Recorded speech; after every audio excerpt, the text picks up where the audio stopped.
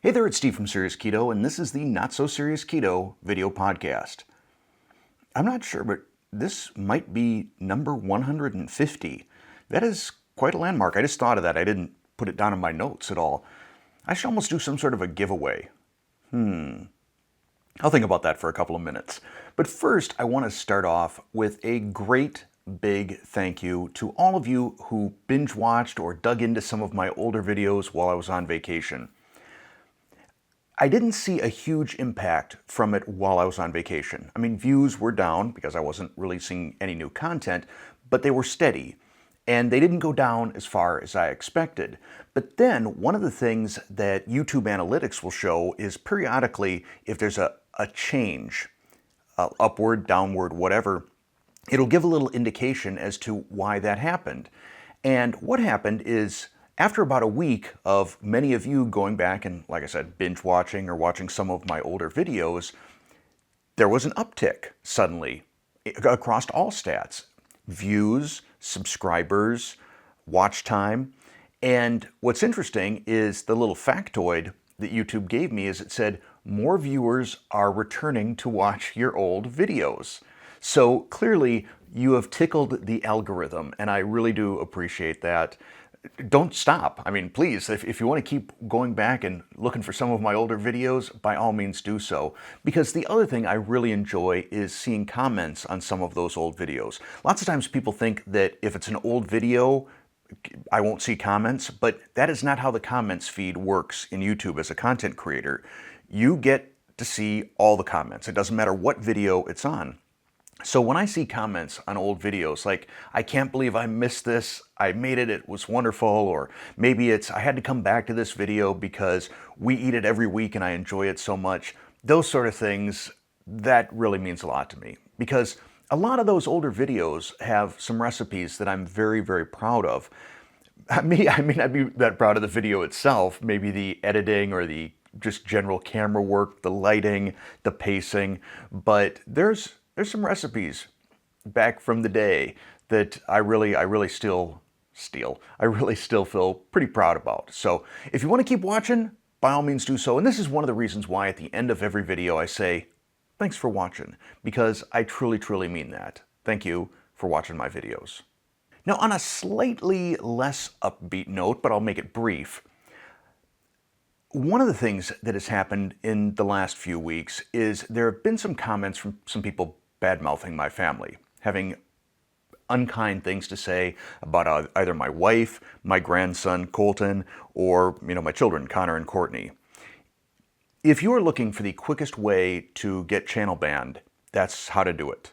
I mean, you can say what you want to say about me. I'm the guy here on camera. This is my channel.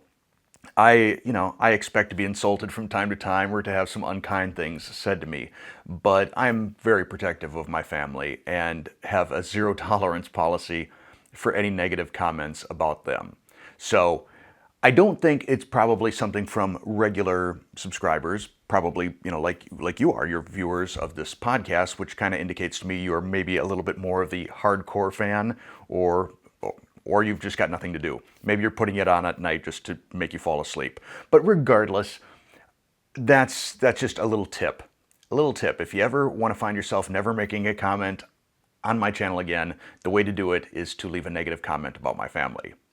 And I think one of the things, this sort of leads to a segue to another topic, just, I think, sort of internet behavior in general, and sort of this, I'm entitled to say whatever I want to say attitude and be as negative or as critical or as snarky as I want to be.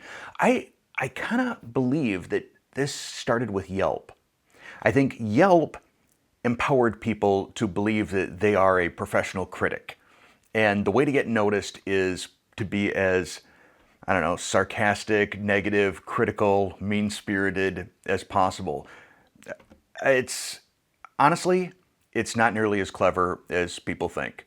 And I think that it's just those of us, I guess, that are probably Gen X and older, we still remember the golden rule. We learn, I'm sure I'll get comments that say, my mom used to always tell me, if you don't have anything nice to say, don't say anything at all. That's a pretty good piece of advice. And I think it still resonates well in today's environment when so many people are kind of negative and critical and nasty on the internet. And then I think you're starting to see more of that in real life, where people now, well, hey, I got away with it on the internet. I've the safety of anonymity on the internet. I can be nasty. Now I can start being a little bit nastier in real life. You know, the things that you see in restaurants and airplanes and things like that. So I guess where I'm going at? I don't know. Where I'm going, yes, that's what I was going to say. Where I'm going with this is I love that probably 98% of all of you keep it cool. You're pleasant when you have constructive criticism to give or opinions to state. I think you do it in a very nice way, 98% of you. And that's one more thing that just makes me love the Serious Keto community, which you guys make. I'm here, I record some stuff. You guys in the comments, you folks in the comments, you make this channel what it is. You drive it, and I thank you for that. I also want to thank all of you who gave me your feedback on shorts last week. Now, I happen to like shorts a lot. In fact, I'm wearing a pair right now. Khaki shorts. This is sort of my thing. I don't know if you've noticed this in videos, but basically, besides the wide array of t-shirts that I have, from the waist down, it's pretty much khaki shorts during the summer and sweatpants in the winter. That's sort of it for me. I had 25 plus years of corporate America, and now I'm ready to just be casual. But in terms of YouTube shorts, the feedback that I got was overwhelmingly opposed to short form videos. And that makes me feel good. I didn't want to try and lead people too much into how they voted or how they responded to that question that I asked last week. I have a strong dislike for shorts. So 15 to 60 second videos that were popularized by TikTok and then Instagram, and now YouTube wants to compete with that. I see my grandson periodically getting onto the iPad and watching shorts, and they're all just spectacular. I can't even speak today. Spectacularly stupid. It just, I watch him. I watch this bright young 4-year-old's brain dissolve. And I got to get him off those. The moment I see him pull up any sort of a short, I'm like, no, Colton, let's watch a video on building Legos or something like that. So I'm thrilled that the response was overwhelmingly opposed to shorts. I may still just, for grins, create one. Just see what happens. Just create one and point it towards one of my older videos and see if I see anything from it. But I think if you're all looking to breathe a sigh of relief about whether or not I'm going to make short form videos, regular content on this channel, the answer is no. And that answer is largely because of you. Now, some of you just had an ad break right there. If you have YouTube Premium, you don't have ads. I have YouTube Premium, love it. I'm not trying to push it on you, but I hate seeing ads personally. And that's what brings me to my next topic, which is YouTube ads. YouTube, I believe later this month, or definitely by October, is going to be rolling out a new ad policy for creators. So currently, content creators, we've got control over when ads occur. Do we have pre-roll, before the video starts, post-roll after the video ends, mid-roll, which is ads inserted into the middle of a video like the one that I just did there a second ago. And for those, the mid-roll, the content creators can either let YouTube decide how many to put in, or we as content creators can manually insert them. I always choose the manual insert mode because whenever I say, go ahead YouTube, you decide, it may look for like a little bit of a pause in a video where someone isn't talking, but the frequency goes up to right around once every 4 minutes or more, which is just nuts to me. I can't imagine that. That reminds me of like when I was a kid watching James Bond movies on WTBS. Every, I think, 6 minutes, there was a commercial. It was just nuts. So I will not subject that to you unless YouTube makes a policy change. But the change they are making is we will no longer be able to choose pre-roll, post-roll, skippable, or non-skippable. YouTube is going to decide that for us. So you will probably see on certain content creators more ads. But now switching gears back to keto again, something I find kind of interesting when you meet someone who is anti low carb or keto or Atkins, any sort of flavor of low carb, very often I'll hear the story, a person will say, yeah, I tried keto, Atkins, low carb, whatever it is, for a few months, lost a lot of weight, but then I went off it and I put the weight back on, so it didn't work for me. And I'm thinking, wait a second, how did you connect those particular dots? You were doing something that didn't work, standard American diet.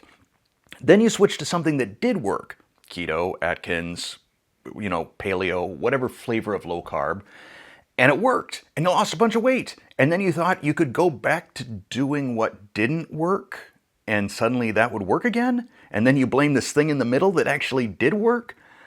I don't get that. And I hear this from so many people. Well, I did keto for a while, and it just, I lost a lot of weight, but, and then whatever excuse they have. It was too hard, which I find hard to believe. I think there are, especially nowadays, between my channel and all of the other keto channels out there and resources out there, there's almost nothing that we can't eat anymore. We can't create a workable substitute in the keto world for sweets or baked goods or whatever it may be, pasta. There is an alternative for us. Now, some of these alternatives may not work all that well when we're trying to lose weight, but become a good sustainable system once we have lost weight. So, yeah, I'd be curious to know, how many of you have heard that story from other people when you tell them that you're doing keto or low carb or Atkins or paleo or whatever flavor of low carb you're doing? Do you get that sort of pushback? And what excuses do people make for why they didn't stick with it? I would love to hear about that down in the comments below. I think also, sort of as a tangent to that, I would like to know what your kryptonite food is. The one thing that you find absolutely irresistible, can't stop eating it, and probably is not low carb. So, for example, I find that when I'm eating like steak, I can eat steak until I get satisfied, and then I'm done. The thing in my brain that says keep eating turns off, and I'm done. I don't get that when I'm eating carbs. You could put boxes upon boxes of Krispy Kreme donuts in front of me, and I wouldn't stop. The switch never goes off in my brain that says you're satisfied.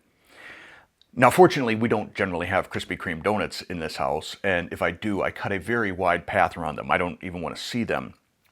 But one of the things I noticed, and this was when we had our Labor Day little cookout and we had families together, corn tortilla chips, I find pretty much irresistible. I can stay away from all of the other carby stuff that my wife has in this house. I'm not attracted by the smell of popcorn or potato chips or donuts or pretty much any baked good anymore. I guess I kind of like the smell of them a little bit, but I'm not tempted by them anymore.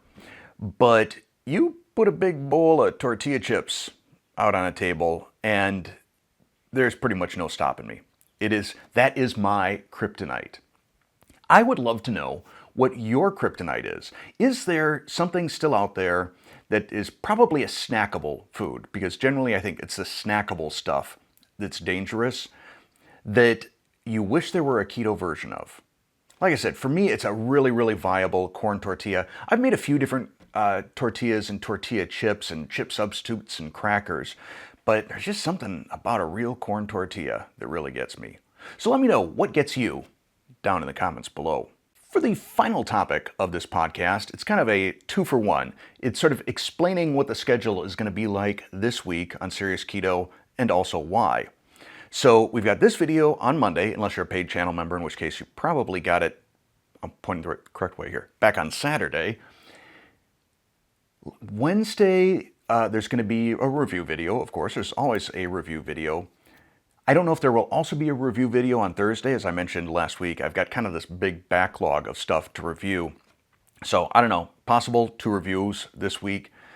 And Friday, which is normally a cooking video, I normally record that on Tuesday or Wednesday of that week.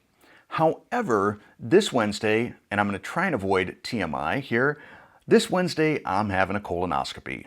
So I had one when I was 50, and I don't know what they didn't really see anything, but apparently they felt I was in a high risk for some reason, I don't know. And now I'm 55, so another colonoscopy coming up this Wednesday, which means Tuesday, at the very least on Tuesday, I will need to be in a liquid fast state. And Wednesday, I'm going to be having a colonoscopy, so I'm going to be getting sedated and probably not in the right mental or physical state to create a video. But I'm going to share a little bit about the colonoscopy with you, just for those of you who may have one coming up. Starting with this week, talking about the prep.